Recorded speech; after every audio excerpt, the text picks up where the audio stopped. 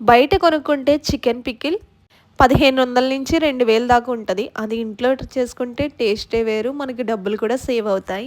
Process చూసేద్దాం. కుక్కర్లో కేజీన్నర chicken ఉప్పు పసుపు వేసి కలుపుకొని పక్కన పెట్టుకోవాలి. ఈలోపు మసాలా అయితే ప్రిపేర్ చేసుకుందాం. ఒక పెద్ద గ్లాస్ ధనియాలు అయితే తీసుకోండి. అందులో లవంగాలు, చెక్క, జీలకర్ర, మిరియాలు, యాలకులు ఒక పావు గంట సేపు అయితే ఫ్రై చేసుకోవాలి. ఫ్రై చేసుకుని అయితే మిక్సీ పట్టుకుందాం. 250 గ్రామ్స్ వెల్లుల్లి అయితే తీసుకుందాం. ఒక చిన్న గ్లాస్ కారం, 2 స్పూన్ సాల్ట్ తీసుకుందాం. అల్లం వెల్లుల్లి పేస్ట్ కూడా చేసి పక్కన పెట్టుకున్నాను. అది కూడా 250 గ్రామ్స్ వచ్చేలా చూసుకోండి. మనం కలిపి పెట్టుకున్న చికెన్ అయితే ప్యాన్ మీద వేసుకోవాలి. ప్యాన్ హీట్ అయ్యాక వేసుకోండి. వాటర్ అంతా పోయేదాకా ఉంచుకోవాలి. బాగా ఫ్రై చేసుకోవాలి.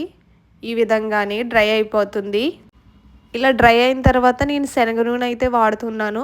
ఆర్గానిక్ శనగ నూనె చాలా టేస్ట్ ఉంటుంది. మీరు కూడా దొరికితే ఆర్గానికే ట్రై చేయండి.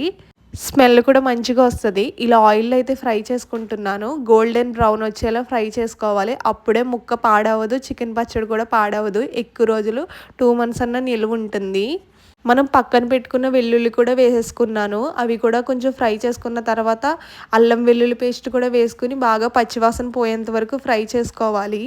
చాలా పచ్చివాసన అయితే పోవాలి. మనకు మంచి స్మెల్ అనేది వచ్చేస్తుంది అప్పటికే చికెన్ పచ్చడి. సాల్ట్ కూడా వేసుకోవాలి. కారం, మనం పొడి చేసి పెట్టుకున్న మసాలా ఉంది కదా, అది కూడా యాడ్ చేసుకొని బాగా కలిపేసుకోవాలి. చూడండి, ఈ విధంగా కలుపుకోవాలి.